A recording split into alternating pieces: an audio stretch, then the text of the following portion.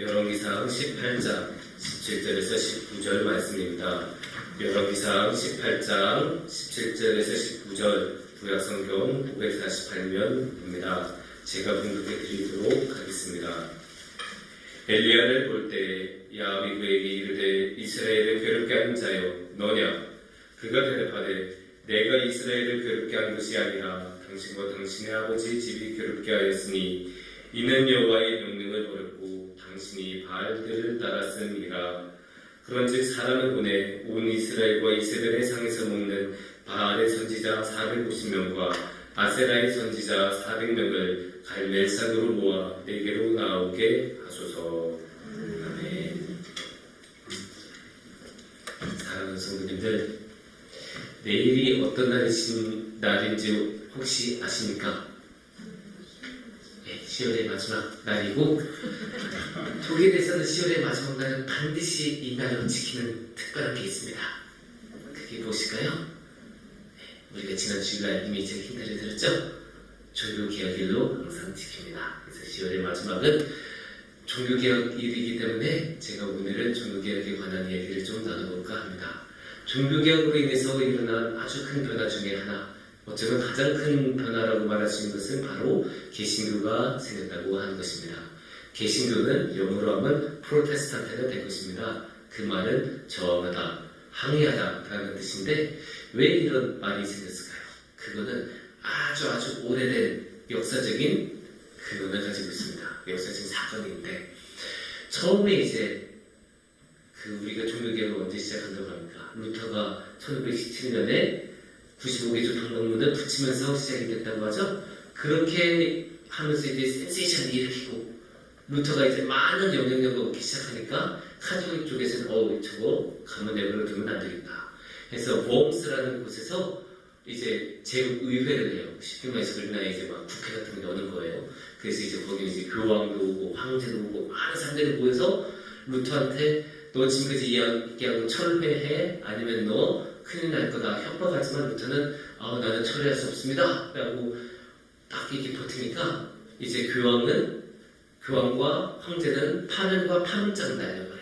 그러니까 이게 어떤 뜻이냐면 루터가 이렇게 길을 걸어가다가 갑자기 어느 사람이 와서 칼을 툭 찌르고 가도 이 칼을 찌른 사람은 형벌을 받지 않아요.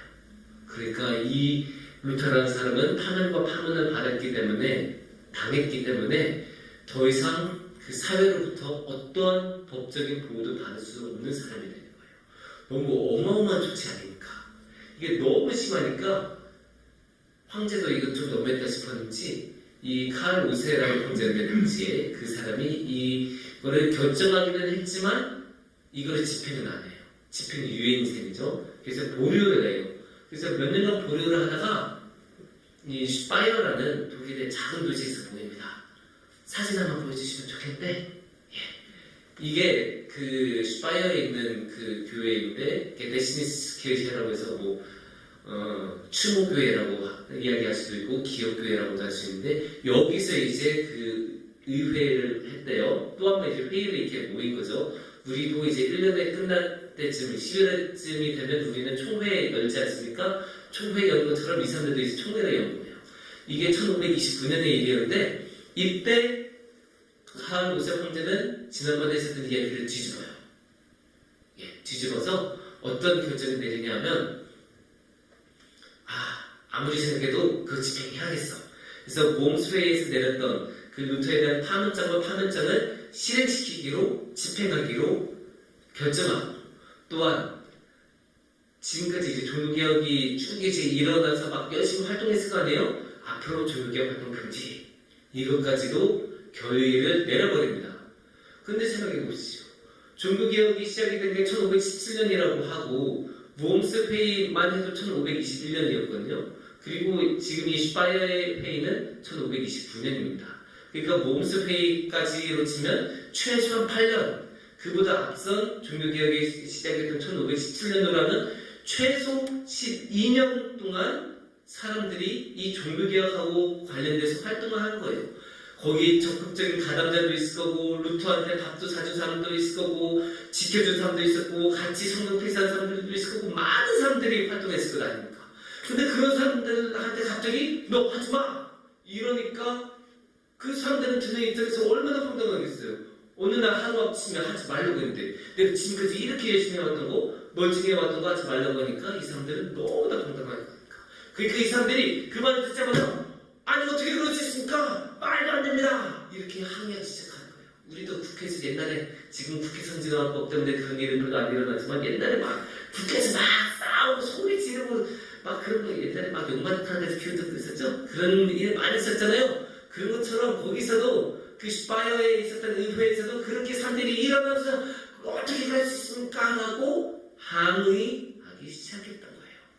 그 사건 때문에 그렇게 항의하고 저항했던 것 때문에 아이고 쟤네는 맨날 항의나 하는 애들이지라는 그런 뜻으로 이 사람들에 대해서 항의하는 자들이라는 이름이 생겼고, 그래서 개신교에 대해서 항의하는 자를, 저항하는 자를 해서 프로테스탄트라는 말이 생겨났습니다.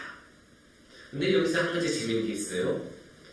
이게 물론 당시에는 독일이라는 나라는 없었지만 독일이라는 언어는 있었고 독일이라는 민족 비슷한 거는 있었거든요. 그리고 그거 일어난 땅 자체는 지금의 독일 땅이었잖아요. 그러니까 독일에서 이게 프로테스탄트가 시작이 되기는 했는데 정작 독일에서는 개신교인들한테 프로테스탄트라고 말을 잘 안 해요.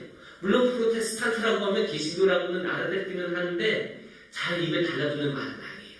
독일 사람들한테 개신교다라고 하면 먼저 나오는 말은 에반게리시예요. 그 말은 무엇이냐? 복음적이다라는 말이에요. 그러니까 독일 사람들은 개신교의 핵심을 뭘로 보는 거예요? 복음으로 본 거예요. 그럼 이거 두 개를 합치면 뭐가 되겠습니까? 항의와 복음. 그래서 항의하는 복음이 되겠죠?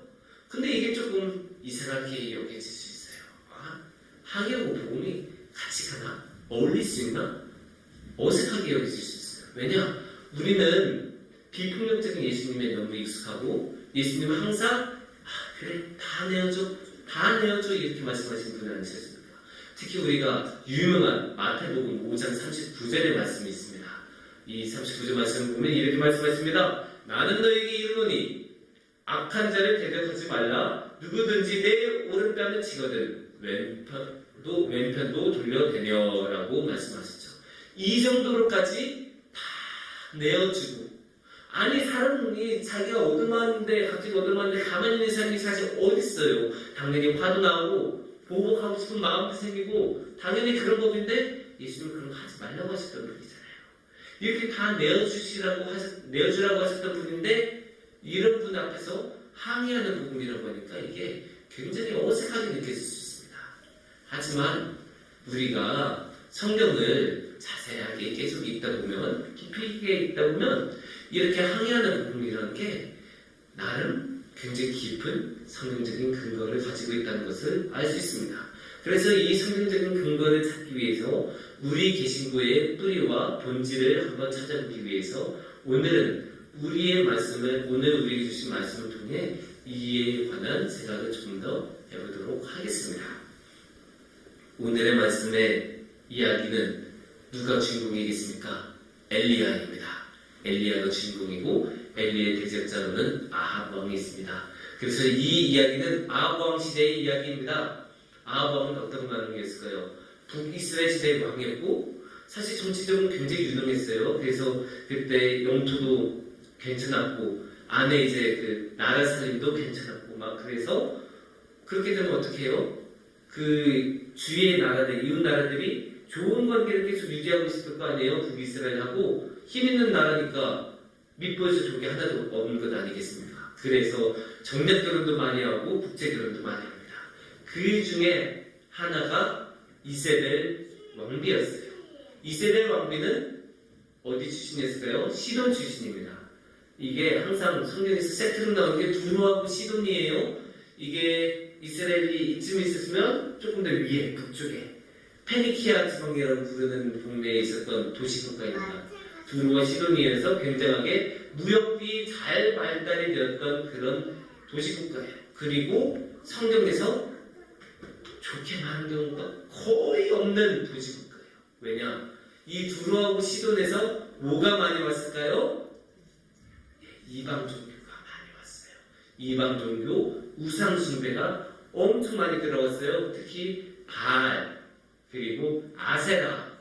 그래서 바알과 아세라를 섬기는 그런 종교들이 엄청 많이 들어왔어요. 근데 그거를 이세벨이 여왕으로 결혼해서 들어오니까 이게 얼마나 또 세력이 있겠어요. 그냥 사람들이 민간에서 개개인으로 가지고 온 게 아니라 왕비면 거의 국왕하고 맞먹는 그런 존재 아니겠습니까? 그런 사람이 딱 가지고 오니까 이게 권세가 이제 굉장히 강한 거예요.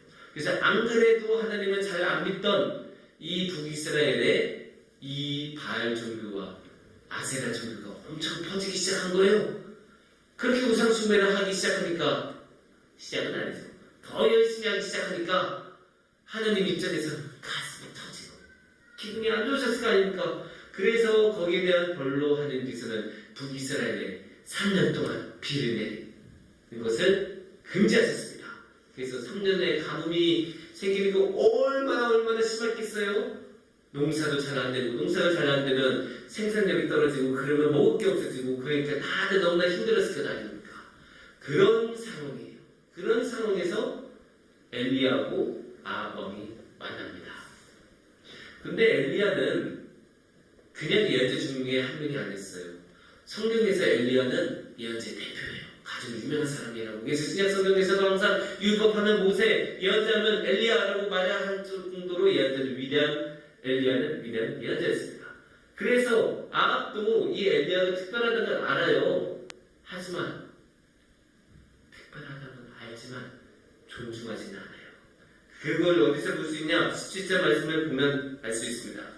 엘리야를 볼 때 아합이 그에게 이르되 이스라엘을 괴롭게 하는 자여 너냐? 환영하는 말 같습니까? 아니죠. 너 또 왔어? 이런 듯한 굉장히 적대감 있고 거의 식당이라면 손님을 내쫓는 듯한 그런 언사 아닙니까? 이만큼 아합은 엘리야를 안 좋아했어요. 왜냐? 지금 일어나고 있는 가뭄이나 북이스라엘에 일어나는 여러 가지 안 좋은 일들이 다 저 엘리야 때문일 것이다 라고 여겼기 때문입니다. 쉽게 말해서 남 탓을 하는 거죠. 우리 나라 사람들만의 특이한 게 아니에요. 성경에도 이렇게 나온 거 보면 그의 보편적인 모습이에요. 남 탓하는 거. 엘리야 탓이라고 아합 왕은 남 탓을 하고 있습니다. 그런데 엘리야는 가만히 있지 않습니다. 18절 말씀을 보면 이렇게 말씀하십니다. 그가 대답하되 내가 이스라엘을 괴롭게 한 것이 아니라 당신과 당신의 아버지의 집이 괴롭게 하였으니 이는 여호와의 명령을 버렸고 당신이 바알들을 따랐음이라. 이렇게 말씀하고 계시죠. 엘리야가 뭐라고 하는 거예요? 아니에요.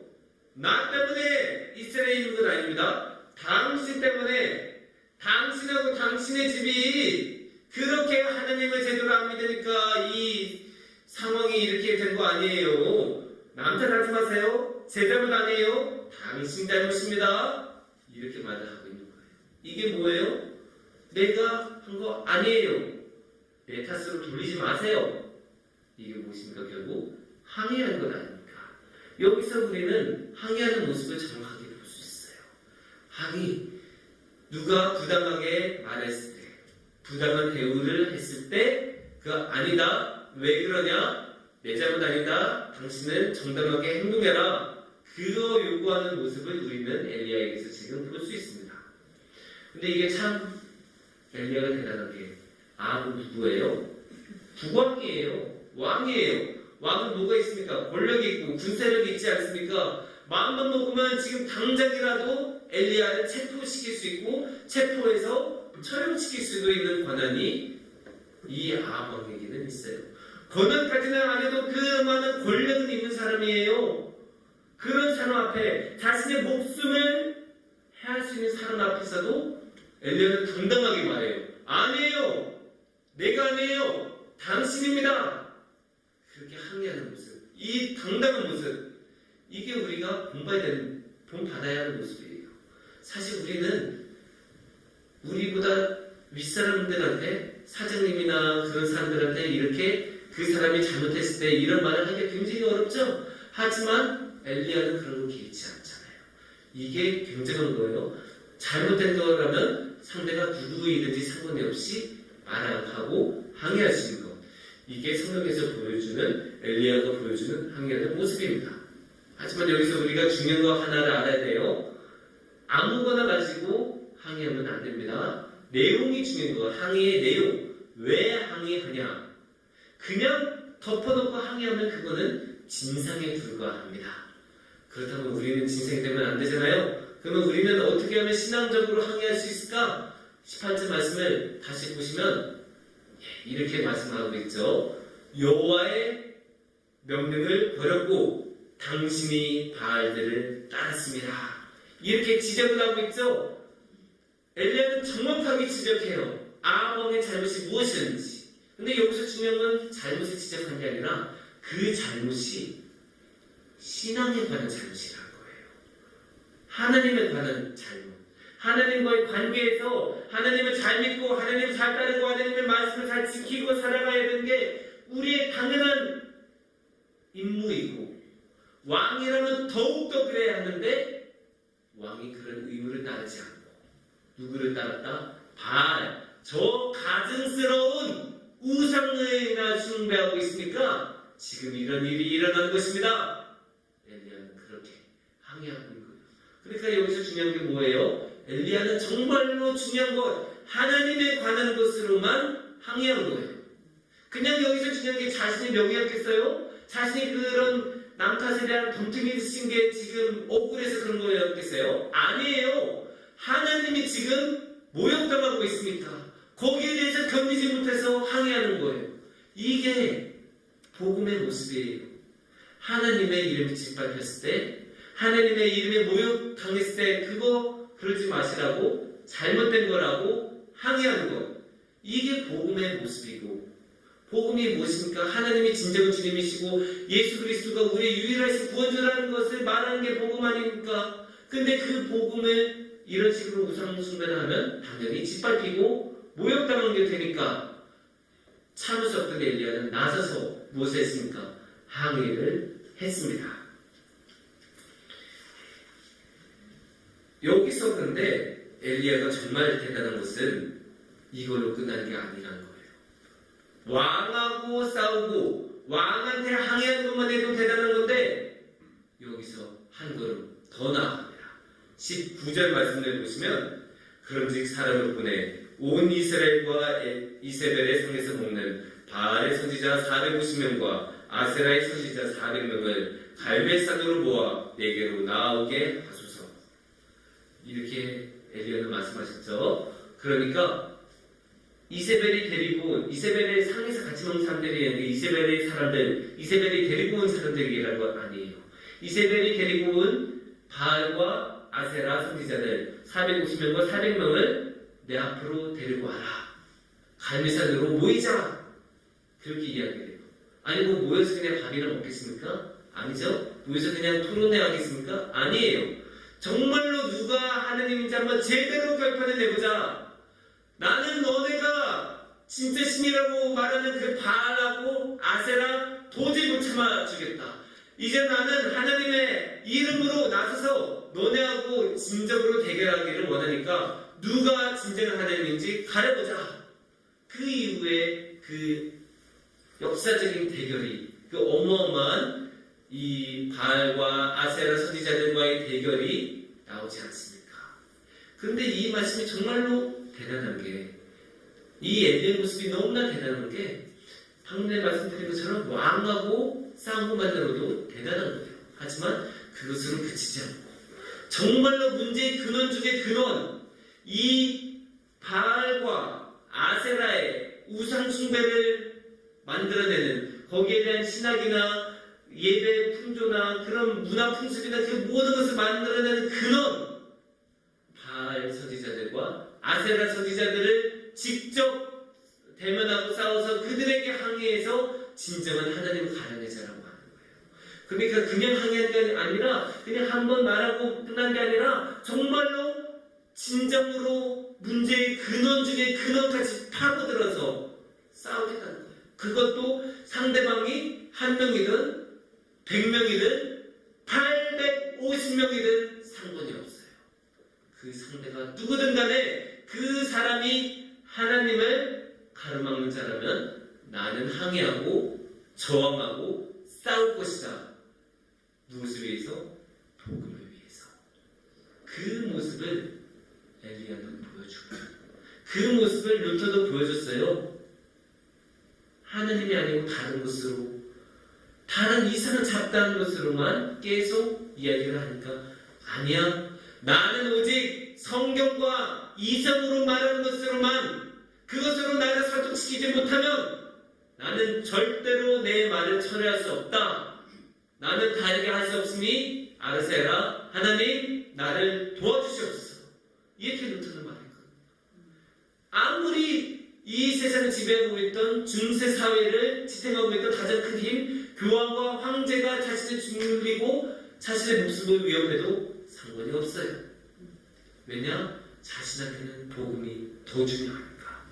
자신의 복음을 위해서 싸우는 게 더 중요하고, 자신은 이 복음을 홀대하고 이 복음이 능력당하는 그 광경에 눈을 감음으로써 악을 방관하는데, 악에 동참하는데 거부를 하기 때문에 루터는 그렇게 항의하고 싸우고, 아무리 상대가 강하고 크더라도 나서서 끝까지 싸웠던 것입니다. 사랑하는 성도님들, 우리는 개신교회에 이렇게 소속되어서 하나님을 믿고 있습니다. 그리고 이러한 개신교회의 이름에 따르면 개신교회의 핵심은 항의하는 복음이 될 것입니다.